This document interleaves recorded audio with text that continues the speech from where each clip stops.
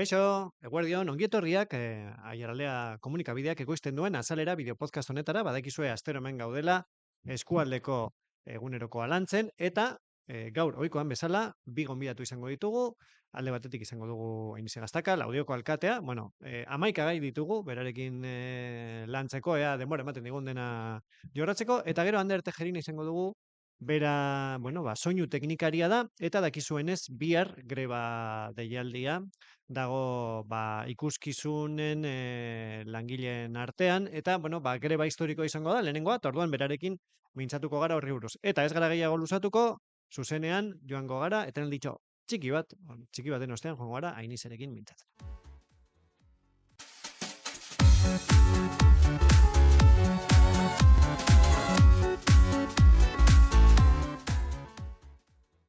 Eta agindutakoa, hemendakoa Ainise, zer moduz Ainise? Oso ondo. Oso ondo, postekoa.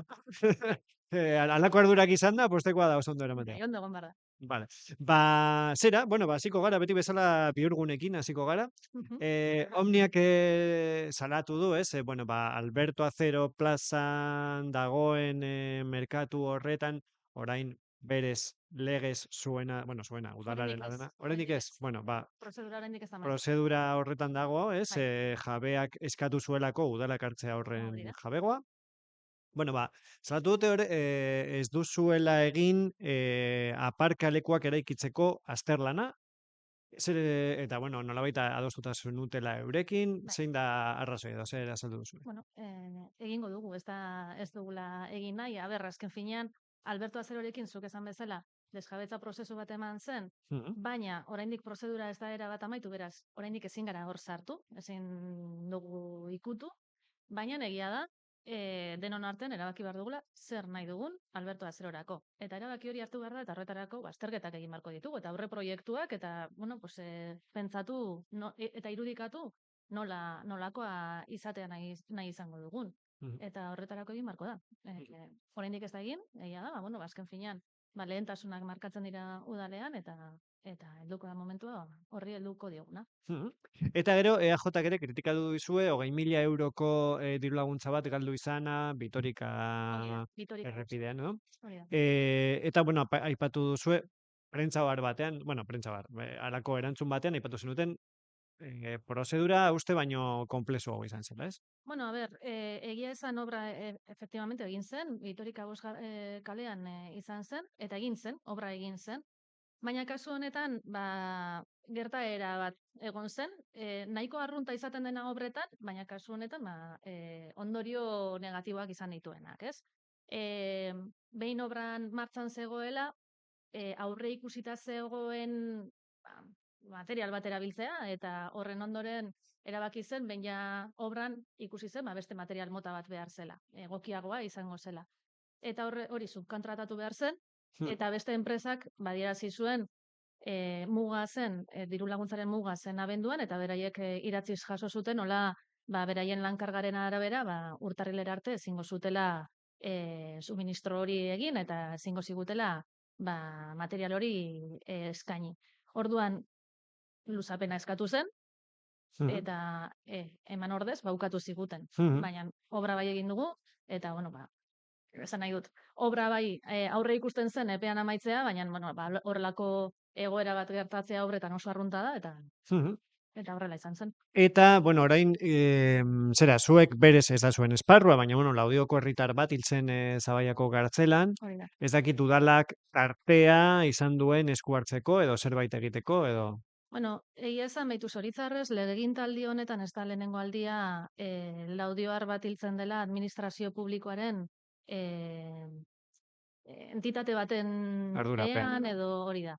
Eta kasu guztietan, bueno, kasuak egoera oso ezberdinak izan dira, kasu guztietan egin izan duguna da familiarekin harremanetan jarri, eta bakoitzak erabakitzen du. Bueno, hori familiaren arabera geratu behar da, eta hori esparru hori errespetatu behar da, eta familiak zerbait eskatzekotan, saiatuko ginateke hori kudeatzen. Baina lehentasuna kasunetan, edo gaitasuna erabakitzeko nola nahi duten hori tarteratu edo nola bideratu, familiak izan behar. Eta gero, Larragorriko eta Feroskako zentral eolikoi Mhm. buruzko zenbait erabaki hartu ditu administrazioak. Bai, Nola baloratzen dituzu erabaki horiek? Zen neurri batean, eman dizuete arrazoia, ez? erabat, bai. Zera, bueno, azaldu hobeto zu. Bai, Sí. bai. Ia bai, bueno, igual azalpena kokatzea arren, balorazio baino lehen, igual kokatzea, ez? Bi prozedura daude, bat Larragorrirena eta bestea Feroskarena, eta gertatu da, praktikamente aldi berean, bi erabaki heldu direla, eta oinarrian udalak planteatzen duen muga gorria edo marra gorria edo gure argudioak babesten dituzten erabakiak gertatu dira.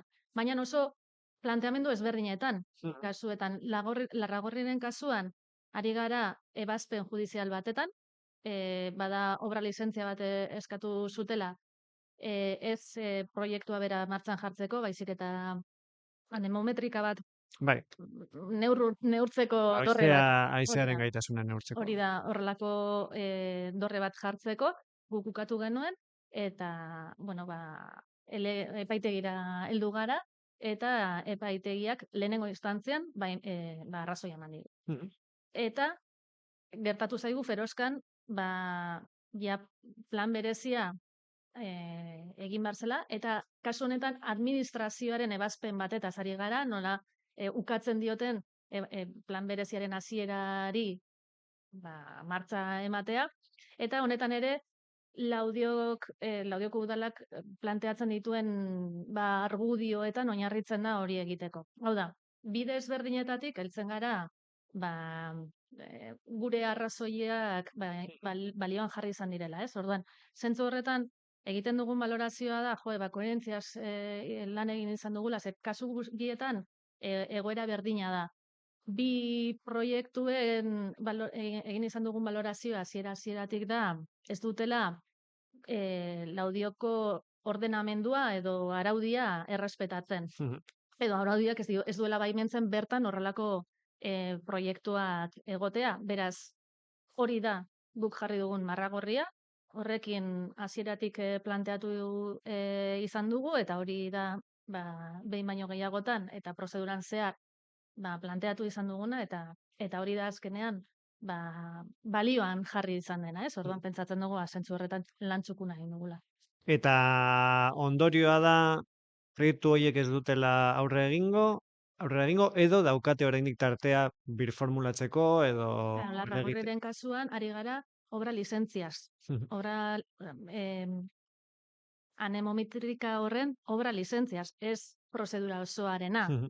Orduan, hori oraindik ezinezkoa da hori planteatzea. Mhm. Eta Feroskaren kasuan, ez dakigu oraindik epaitegietara joko duen edo legingo duen, orduan, oraindik ezin da esan irmoa denik, Mhm. baina aurreikuspena da, bueno, aurreikuspena ezin dugu aurreikusi zer gertatuko den beste instantzia batzuetara jotzen badu, baina gaur-gaurkoz ezingo litzateke proiektu horrekin aurrera egin. Mhm. Eta beste proiektu bati buruz, bueno, beste ikuspegi batekin, nahiko ezberdina, beste tenore batekin, da, antzokiaren proiektua, Bai. maiatzaren 4an izan duzue bilera, ez dakit ze transmititu zenuten bilera horretan. Bueno, maiatzaren 4an bi ekintza egon ziren, goizean Kultur Kontseiluak bisita egin zuen, bisitatu zuen antzokia, obra, lehenengo pertsonan ikusteko eta baloratzeko, zelan ari den, Mhm. eta planteamendua da, hasiera bat ematea, hausnarketa konpartitu bateri, zeinetan baloratuko den antzokian orain zer gertatuko den, ez? Eta Mhm. nola ez ja eraikuntza, baizik eta zer Kudeaketa, gertatuko den bai. bertan. Eta arratsaldean, ez soilik kultur kontseiluan geratzearren, kultur eragileekin egin zen ariketa berdina, ez ja obra bizitatzea, baina bai, nolabait asanblada horretan hitz egin zen, zelan etorkizuneko proiektu hori nola hasi algaren irudikatzen. Mhm. Eta ondorioren bat atera zenuten, Bueno, edo momentuz momentu. hausnarketa egin behar da, eta horren ondoren egingo dugu, baina partekatua izatea nahi du. Eta handik antzokitik oso gertu dago ambulatorioa. Ez Hori da. dakit zein egoeran dagoen, amaituko den laster, ez dakit zer dakizuen, ez da zuen obra, Ez dago baina ez ez obra dakit hori da. zerbait dakizuen. Ba ezer gutxi egia zan. Zan ziguten azkeneko data, bueno, data edo epemuga esatearren, ze data ere ez da, planteatu ziguten iraila baino lehen, ez. Mhm. Hori da daukagun e, ba, erreferentzia bakarra momentuz. Oraindik ez digute gehiago zehazteko, naiz eta galdetu izan dugu, antza ez dira gai oraindik zehazteko noiz izan daiteken irekiera. Mhm. Dena den, bueno, pues, egia da, ba, hori, udalaren obra ez da, baina, bueno, udalak bai egin behar izan duen Zerbitzu kontu batzuk. irizgarritasuna, Mhm. eta zentzu horretan, ba, lasaitasuna esartzen dugu, ze, bueno, ba, etxeko lanak eginda heltzen gara, ez? Aparkalekuaren obra aurte parkatu, hilabete honetan amaituko da, 80 aparkaleku lortuko ditugu. Igogailoa ere antzokiarekin batera, obraren amaierarekin batera, hau da, ia martxan jarriko da, eta Bizkaibuzerako parada lortu ahal izateko egin behar genituen aldaketa guztiak bidean zehar eginda daude. Eta ja Bizkaibusaren okeia daukagu eta itxaroten daude. Orduan, bueno, gutxienez, handiena eta ba, guk ambulatorio berriari eskaini behar diogun aliabide hoiek prest ditugu. Aipatu duzu, atxera egingo du, baina aipatu duzu igogailua antzokiari lotuta dagoela, noiz espero duzue obra hori guztia antzokia zein igogailua dana bukatzea? Bueno, claro, zer gertatzen da, hemen dago alde batetik obra eta bestetik gero hornitu behar da. Bai. Orduan, fase ezberdinak dira eta, de hecho, momentu honetan biak martxan daude, alde batetik obraren amaieran gaude eta pentsatzen dugu laster esan nahi dut, urrengo hilabetean ez bada, ba, Mhm. bi barru amaituko dela, eta bitartean ekipaminduarekin ere jari gara. Vale, oso, no? Eta beste obra batzuk dituzue martxan, kasu honetan, nagusien etxean, nagusien lokalean, lau hilabeteko obrak izango dira, Bai, baina hauek hori dira, aurreikusten da. baina hauek dira nolabait bitarteko lan batzuk, gero jantokia Bai. ireki ahal izateko. Nola geratuko litzateke proiektu hori, edo zein kronograma daukazu, edo zein da zuen Vale, asmoa? obrak berak ja ito ezberdinak lortzen ditu, edo helburu ezberdinak lortzen ditu. Bai egia da, obraren zatirik handiena dela egokitzea, birgaitzea oso orokortasunean eta irisgarriagoa izatea espazioa, baina ere ja lortzen du, mm, egokitzen du eta bueno, ba, hornidura txiki bat ere edo oinarrizko hornidura eskaintzen du ja sukalde hori, Mhm. sukaldea ez jantoki hori sortzeko. Orduan, ja praktikamente behin obra amaituta, zerbitzua kontratatu eta gaitasuna izango genuke zerbitzua emateko. Bitartean, jantoki horren araudia prestatzen ari gara modu paraleloan. Mhm. Orduan nori, lau hilabete, demagun urrirako...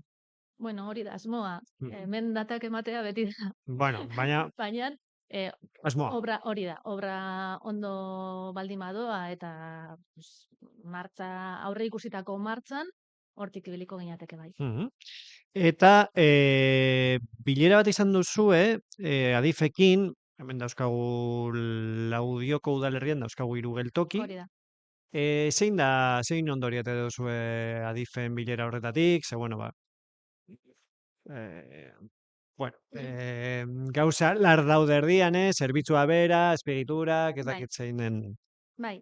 Ia, egia da, behin baino gehiagotan bildu garela bai adifekin, baita renferekin ere. Hau ez da lehenengo bilera, baina honek bai berezitasun bat izan duela, edo bi, eta bada alde batetik dala lehenengo aldia renfe eta adifekin batzen garela aldi berean. Mhm. Eta oso garrantzitsua da, eta oso ba, eraginkorragoa egiten zaigu, ze adif eta renferekin biltzen zarenean, ba oso komplikatua da jakitea nori Nor duen dagokion ardura. zer. Mhm. Eta hor, ba, biak izatea, horrek lana Errazten agintzen du, du, edo, bai. Kasu honetan egin izan duguna da, lanketa ez da pixkat handiagoa izan da. Urte hasieran bidali genien auzo asanbladetan atera ziren eskaera guztiak, naiz eta askotaz ja hitz egin izan dugun Mhm. eta landu izan ditugun, nahi izan genuen beraiek ere argazki orokorra izatea, lantzen egon dira orain arte, eta bilera horretan ja Renfe eta Adifekin biltzen gara, banan eskaera guzti horiek baloratzeko. Mhm. Orduan, egia da, banan joan ginela, baina agian gauza batzuk nabarmenagoak dira, ez? Eta adibidez, aretako tren geltokiaren kasuan, bertan, eta gainera auzokideek askotan erreklamatu dute, eta guk ere askotan eskatu dugu, eta bada puntu beltz bat badagoela, bueno, argiztatu behar den zonalde badago, arriskutsua izan daitekelako, eta Renfek asumitu zuen konpromesua hori konpontzeko edo argiztatzeko. Laudioko tren geltokiaren kasuan, adibidez hor bai, badago eskaera bat eta orokorra da, ze 3 linea guztian gertatzen da, eta ez dakit gainontzekoetan ere gertatzen den, bada komunik ez dagoela geltokietan. Eta Laudioko tren geltokian eskaera hori askoz nabariagoa da beste bietan, baino Mhm. normala den Bai, bezala. eta orain gainera bidaiak luzatu dira 40 Hori da, minutukoak. hori da. Orduan, kasu honetan, bai hitz egin genuen irisgarritasunaz eta komunen beharraz, eta beraiek planteatu ziguten, hau egia da, irisgarritasunaren harira, behin baino gehiagotan horrela planteatu digutela, eta ez dituztela datak aldatu, gero ikusiko dugu, baina 2026 egarren urtearen amaieran, edo 27aren hasieran, aurre ikusten dute, tren berriak ez, bigarren eskukoak, baina tren Unitate ezberdin berriak, bai. hori izango ditugula C3 linean. Kasu honetan irisgarriagoak izango dira, eta komunak izango dituztela planteatu ziguten. Baina oraindik itxaron beharko dugu. Eta, bueno, ere baranda baten inguruan hitz egin genuen, eta badakigu ondoren egon direla hori begiratzen. Eta hemen garrantzitsuena edo bai saiatu ginela indar handiagoa sartu egin genuela Santa Cruz Santa Cruzeren kasuan, Gardearen kasuan, hemen ez genuelako soilik auzokideek egiten dituzten eskaerak mahai gainean jarri, ze otsaiaren 16an uste dut izan zela, otsaian ebazpen bat egon zen, zeinetan 2022an izandako harrapaketaren ondorioz emakume bat hil zen, eta horren epaiketa egonda, eta ebazpena izan da, Renfe horren arduraduna dela. Orduan, bueno, sententzia hori oso interesgarria da, ez soilik ardura edo erantzunkizuna zehazten duelako, baizik eta azterketa egiten duelako, nola ze baldintzetan dagoen eta zeintzuk Bai, eta segurtasun hori. izaltzen dute leku batzuetan, istripua gertatu direla, bihurgune bat Hori delako, da. eta gidarik ez dutelako ikusten. Bai, eta bueno, asfaltoaren edo bueno, lurraren egoera hitz egiten dute, segurtasun neurriak ez dituztela betetzen, bueno, badira gauza oso interesgarriak sententzian eta horiek plantatu genituen. Eta bi eskaera ez da lehenengo aldia egiten dugula, badaramagu denbora hori egiten, baina egia da kasu honetan, sententzia honekin oraindik indarre edo legitimazio handiagoa dugula sentitzen dugu eskaera hori berriz egiteko. Eta eskaria oinarritzen da bi helburuetan, bat eraberritze osoa egin behar da, irisgarria bilakatzeko eta segurua bilakatzeko Santa Cruz, eta berez bai planteatzen digut, eta ja da aurretik planteatzen ziguten, edo Adifek asumitzen du hori egin behar dela, eta beraien zerrendan sartuta dagoela, baina hau horrek esan nahi du, urteak falta zaizkigula, hori ikusi ahal izateko. Orduan, bigarren eskaera da, behin-behinean, eta obra hori ematen den bitartean, segurtasun neurriak asumitu behar direla. Iaz aurreko udan lortu genuen baranda bat jartzea eta argiztapen handiagoa ematea, baina iruditzen zaigu oraindik ez dela nahikoa, gehiago behar dela. Eta bilera horretan asumitu zaten konpromesua zen hemetik aurrera, eta gai honenkin konkretoan komunikazio permanentea egongo dela udalarekin, lanketa egin ahal izateko Santa Cruzen kasuarekin. Mhm. Eta paper bilketaren arazoa berriro salatu duzue, Bai. Arabako Foru Aldundiaren esku dago, Arabako Foru Aldundiak erantzun dizue? Ofizialki ez, Mhm. ez. Egia da, bueno, azalpen bat eman dezakegula, azkeneko egunetan zer gertatzen ari den, baina guk ez daukagu, badakigu, baina ez daukagu azalpen ofizialik. Kasu honetan zer gertatzen da? Bueno, ez da berria, zerbitzu honetan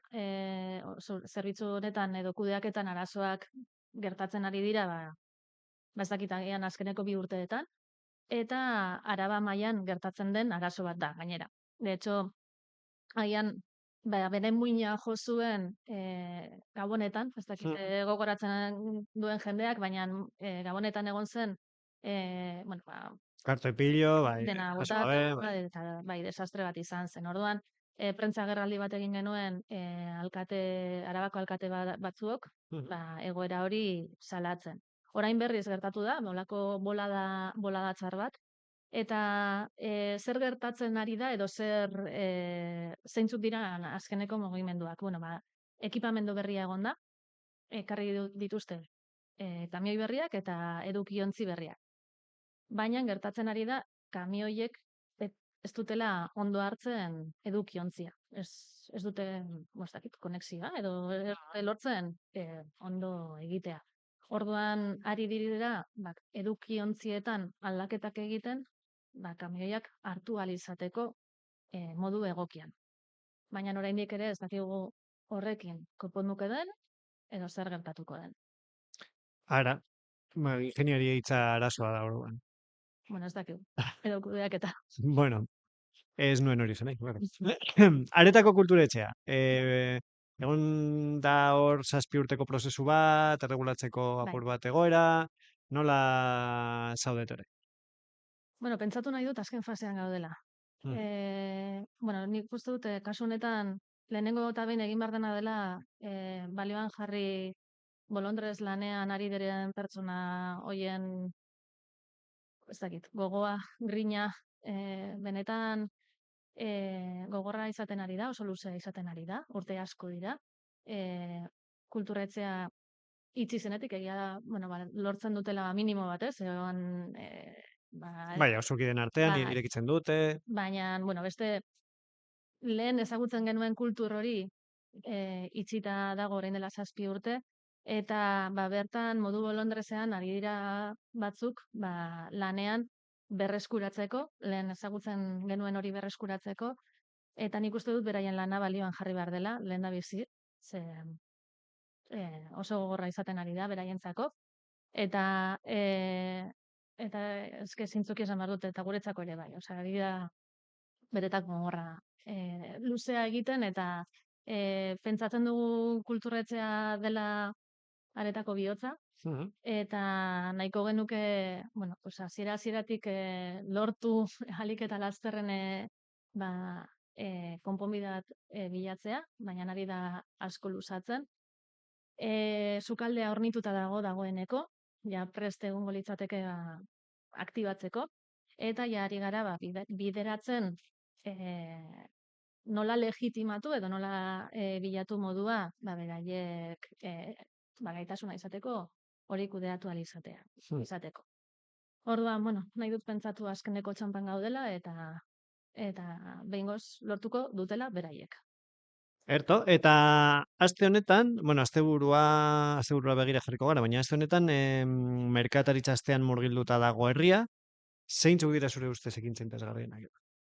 Bueno, denak, olako egitarau batetan, egia esan, dena da orokortasunean edo multzoak egiten du interesgarri. A ber, bigarren aldia da egiten dela, eta helburu argi dago zein den, bueno, herriko merkataritza bultzatzea, eta, bueno, planteamendua da positibotasunetik, ez? Baina, igual nabarmentzeko, niri oso interesgarria iruditzen zait, herriko gune batzuk ari dira lore zapaintzen, Eta oso interesgarria iruditzen zait lehenengo, bueno, kalea delako, bigarrena lorak Laudioko merkatarienak direlako, eta hirugarrena jarduera hori egiten dutenak, apaintzea egiten dutenak Laudioko elkarteak direlako. Ordan, hor nolabaiteko komunitatea sortzen da edo eraikitzen da, eta ordan oso interesgarria iruditzen zait. Eta aparte igual balioan jartzeko, apilek eta baserritarrek, merkatariak eta baserritarrek egiten duten eskaintza edo beraien partetik jartzen dutena dela alde batetik dendetako materiala kaleetara ateratzea, eta larun batean azokan egitarau berezi bat egongo da, pixkat bereziagoa izango da azoka. Eta, bueno, amaitzeko korrontzi izango dugu, kontzertua izango dugu, eta ari da izaten oso arrakasta handia izaten ari da tote bat lortzeko, bueno, daude lorak eta tote bakak lortzeko aukera, baina tote baka antza ari da izaten arrakastatzuena, eta oso ondo dago ze udaleko sarreran hartzen dira, eta jendez gainezka dago, eta lorak daude, eta nolako... Beste itxure badauka udaletxeak. Bai, politagoa. Oso ondo, mil esker, Ainize, gai hauei buruz mintzatzeagatik, eta, bueno, ziurrenik, uda heldu baino lehen, agian berriro eskatuko dizugu ona etortzea. Bitartean, animo handia. Ondo izan, mil esker.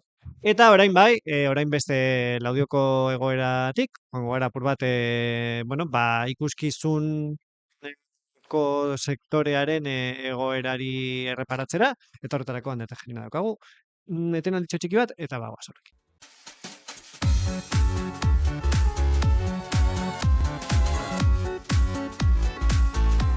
Bueno, eta apur bat luzatu zaigun etenaldi honen ostean, ze, bueno, hemen Ander izan dugu Ainizerekin hitz egiten Laudio antzokiari buruz, baina, bueno, hori alde batera utziko dugu, ze gaurko gaia, Ander ekarri duen gaia da, bihar daukazuen greba, ezta? Berez, maiatzaren 15-eko greba izango da, bueno, ikuskizunen sektoreko langileena, nortzuk deitu duzue? Deitu berez, teknikari guztiak batera, deitu dugu, eta hori arrakasta bada. Hemen aieraldean ondo dakigu semanatuta egoten diren sindikatuak, beraz, deitu dugu teknikariok sindikatua, horren parte naiz ni, eta beste guztiak batera, bera, IELA, LAB, SK, UGT, eta Komisiona Sorrease. Zentzu horretan, batasun sindikala, bai. Bai, bueno, nahiko daigarria. Eta zeintzuk dira zuen aldarrikapenak, sektore nahiko ikusezina delako, edo imaginarioan falta den sektore bat, ez? Ikuskizunetan lan egiten dugunok, eta hala ere ikusezinak gara, egia da. Gure aldarrikapena bada, hitzarmen kolektiboan negoziazioa geldialdi bat dagoela, gure ustez patronalak ez dauka negoziatzen jarraitzeko asmori, eta presionatu nahi dugu berriro ere negoziazio hori martxan jartzeko, eta hitzarmen kolektiboa behingoz lotu alizateko eta sinatu alizateko. Behingoz diot, ze 2 urte daramagu hitzarmen kolektiboa negoziatzen. Gezurra dirudi, baina ezinezkoa minimo batzuetara heltzea, azkenengo oztopoa gure ustez gaindi ezina izan da malgutasunaena, ordutegiena, egutegiena, konziliazioa neurri batean, hor nik uste dut marra gorri bat markatu dugula, eta nik uste dut errespetatuko dugula marra gorri hori, eta bultzatuko dugula, hitzarmena berriro martxan jartzea, eta patronala berriro ere, esertzea gurekin negoziatzera. Aipatu duzu, euki patronala, eta kritikatu duzu, eurak blokeatu dutela, eurek blokeatu dutela prozesua, nortzuk dira euki? Zigaro, zaila da irudikatzea, ez ikuskizunen sektorean patronal bat, ez, hain gauza anitza denean? Bai, hori, de hecho, teknikariok sindikatua orain dela, pandemia garaian sortu zen. Lehenengo bultza izan zen diru laguntzak lortzen saiatzea, batean lanik gabe gelditu ginen teknikari eta ikuskizunetako langile guztientzat. Hortik sortu zen hitzarmen kolektibo bat negoziatzeko behar. Baina hitzarmen kolektibo bat negoziatzeko bi alde behar dira. Alde batetik, langileak, nolabait, banatuta eta antolatuta, sindikatuetan edo, eta beste alde batetik patronal bat, eta ez egon ez da patronalik ere. Enpresek beraiek ere ez eukaten kontzientzia bat sektore bateko parte direnik. Ez daukate, gaur egun ere ez daukate. Sektore anitza da, baina ez hainbesterako. Ikuskizunak eta ekitaldiak. Oso ondo definituta dago karteletan, gerbaleko karteletan. Ikuskizunak dira arte eszenikoekin zerikusia daukaten emanaldiak, musika, antzerkia, dantza emanaldiak, kalean edo aretoetan gertatzen direnak. Ekitaldiak dira hitzaldiak, enpresa bilerak, nolabait ere kongresuak eta ikusentzunezkoen beharra duten ekitaldiak edo emanaldiak edo gertaerak. Orduan, guk bultzatu dugu patronala sortzea, behar izan dugulako hitzarmen kolektiboa negoziatzeko, eta patronalean enpresa nahiko daude eta batzuk nahiko handiak. Adibidez, pues nik lan egiten duan enpresa, Izilan, honek ere ematen ditu Gasteizko antzoki guztiak, egiten du asistentzia teknikoa Gasteizko antzoki guztietan, Arabako beste batzuetan, Amurrion adibidez. Badago Telesonik izenekoa, horrek egiten du asistentzia teknikoa Euskalduna Jauregian, Beken ere bai, Bekeko, ekitaldietarako aretotan. Badago Audiomik izeneko ekipoak alokatzen dituen enpresa arraldoi bat, badago Fluge izeneko ekipoak alokatzen dituen enpresa beste enpresa arraldoi bat, orduan sektore anitza, patronala anitza, baina patronala, hori. Eta zuek ikuskizunen sektorean aritzen zareten behar ginok, ere anitzak zarete, askotan jartzen ditugu, ez, teknikariak, baina langile mota gehiago daude hor barruan, ezta? Bai, emanaldi batean jende asko parte hartzen du, adibidez, harreran lan egiten duen jendea, sarrerak saltzen edo harrera egiten italian edo aukietan edo akomodatzen, zenenen, zamalanak egiten dituen jendea, kamioiak deskaratzen dituena ekitaldi erraldoi batean, adibidez, eta berriro karatzen dituena, teknikariok, ikusentzunezkoetako teknikariak, osea, bideo, argi, soinu eta egituretako teknikariak, produkzio lanetan ibiltzen den jendea, bulegoetan ibiltzen den jendea, ordutegiak zehazten, lan teknikoa aurreratzen, planoak ikusten, artisten beharrei ze ekipamendu token zein moldatzen, eta hori. Langile mota hori guztientzako da hitzarmen kolektiboa eta kasunetan greba deian dira. Eta lehen galdetu dizut aldarrikapenen inguruan iruditu zait nolabait marra gorria dela kontziliazioa ahalbidetzea. Bai, oso argia. Nik uste dut enpresek eta patronalak oro har enpresa bizitzen ari dira guztia galera bat bezala. Eta logikoa da, ze lehen ez zegoen inolako lege esparrurik gure sektoreari eragingo zionik. Orduan galera bat bezala bizitzen ari dira guztia. Orduan baketu zin da galera. Bai, aipatu duzu, ez, ulertu dizut, apur bat, kontziliazioa dela Orduan, euren agurdia bada, nolabait euren negozio modeloaren kontra doala, ordutegiak aldez aurretik zehaztu behar izatea. Hori da, barrea egiten du. Zoritzarrez, gure sektorean hori askotak gertatzen da, azken momentu arte ez dago argi ze ordutegi izango duzun. Zoritzarrez bai, askotan argi egoten da, ordutegi gehiegizkoak izango direla, 12 orduko lanaldi bat izango dela, 14 orduko lanaldi bat izango dela kalean baldin bazaude. Orduan agian horregatik pentsatuko dute ez dela importantea, baina benetan konziliazioa kontuan hartu nahi baduzu, edo gutxi gora bera kontuan hartu nahi baduzu, edo nolabiteko garrantzia eman nahi baduzu, aldez aurretik zu jakin baduzu, zein egunetan lan egingo duzun. Jakin baduzu, egun horretan. Ez dirudi oso eskaera eroa, esan da.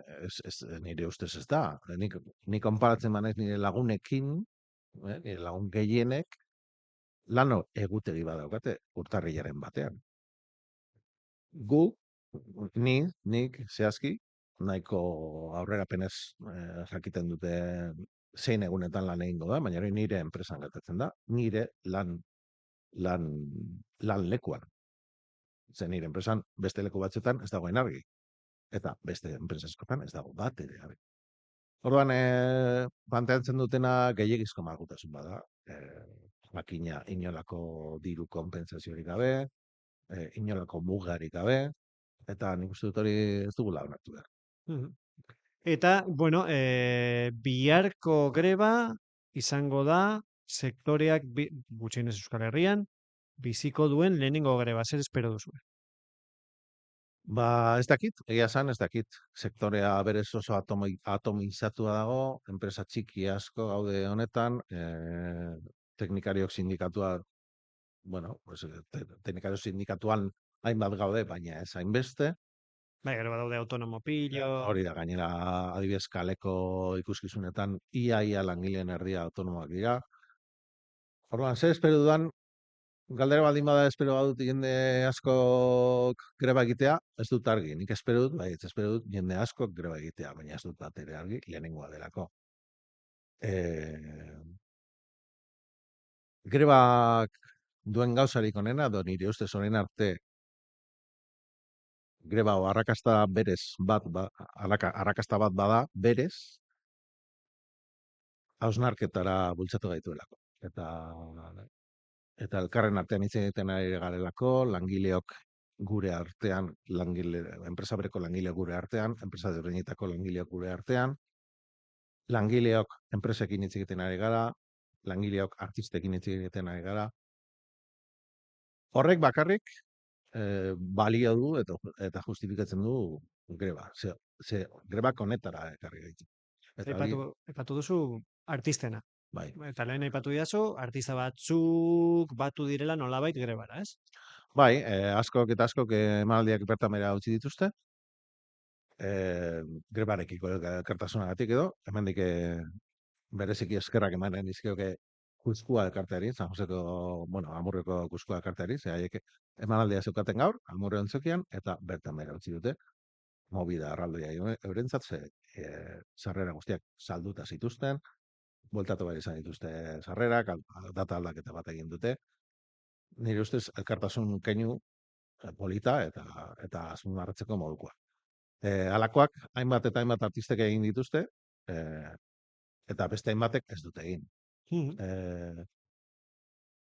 Guk artistei eta konpainia eskatzen digu elkartasuna, baina hori da eskatu aldi eguna. Elkartasuna. Ze greba hau teknikari edo langilentza da. Ez artistentzat. Orduan hori da eskatu aldi eguna. Eta ematen badigute, ondo etorria. Bai argi, nahiko argi daukat, nire ustez behintzat, lan hitzarmenduin bat lortzeak ekarriko duela sektorea pizkat duinago izatea. Eta zentzu horretan ez bakarrik langileak, baizik eta konpainik ere bai, ekitalietako antolatzaileek ere bai, programatzaileek ere bai, nik uste dut, baldintza duinago batzuetan egin ahal izango dutela lan. Lehen aipatu ditugu zuen lan baldintzak, ez dakite zerbait gora aipatuko zenuken hoien artean, askotan zuek lan egiten duzue, besteok aisialdia gozatzen dugun bitartean, ezta? Bai, argi dago, garela ikuskizunetako zerbitzariak. Argi dago, taberna batera baldin bazoaz, baten badago hor zuk festa egin dezazun, gure kasuan antzeko zer da. Nik beti lan egiten du jendea festa egiten dagoenean edo jendearen aisialdian. Hori berez, horrek bakarrik, ja, nahikoa markatzen du kontziliazioa. Nik ia asteburu guztietan lan egiten dut. Eta horrek berez, zailtzen du, pues, familia bizitza, edo familia elkar bizitza, zaintza, konziliazioa. Gure behintzat diru asko irabaziko bagenu, diru asko irabaziko bagenu behintzat, gaitzerdi, baina hori ere ez da. Sektore honetan batzuek dirua irabazten dute, pues, artista txiki batzuek, artista gutxi batzuek eta promotore batzuek, baina beste guztiok papurrak ganatzen ditugu. Eta aipatu duzu lehen aiaraldea, presentzia handikoa da sektorea aiaraldean? Ez, langile gutxi gara. Aurrekoan entzun nuen, zifra txikia iruditu zitzaidan, autonomia erkidegoan, hitzarmen kolektiboa sinatzen da, sinatu nahi dugu kasu honetan autonomia erkidegoan. Autonomia erkidegoan 500-600 langile inguru izango ginera, eta nik uste dut, lehen galdetu esan didazunean, ea zenbat egongo ginera aiaraldean, hasi memoriaz, esango dizut nik ezagutzen ditudala, 15 bat lagun honetan lan egiten dugunok. Amurrio, Orduña, Laudio, 15 bat. Bai. Beraz, Ondo, enpresa bueno, presentzia txikia. Presentzia txikia, baina ez horren txikia, dena den. Bueno, Langile ez da horren txikia. Bueno, Ander, mila esker, gurekin egoteagatik, hau guztia saltzeagatik, bihar Vale. ikusiko dugu, ze nolako oihartzuna duen grebak, baina vale. printzipioz. Espero zaitut konzentrazioetan, Bilbon goizean, 11:00 bada egongo da, Arriagan, eta hainbat informazio da kasu teknikarioen zeretan. Edarto, Sarretan. sorte hon bihar, eta urrengoan hitz egiten badugu, izan da dela hitzarmen berriaren nondik norakoak azaltzeko. Ea, horrela den, eskerrik asko. Mil esker Ander, eta, bueno, ikusle hoi, badakizue, astero bezala, asteburu honetan zuen agenda prestatu nahi baduzue, aintzat hartuta, 15ean greba dagoela, badaukazue aiaraldea.eusen agenda osoa, izango dituzu ere albiste guztiak, eta nola ez, urrengo astean, berriro, ordu batetan hemen egongo gara azaleran, tokikotasuna lantzen, ziurrenik tokiko ordezkariekin. Esan dakoa, asteburuan pasa, eta laster arte.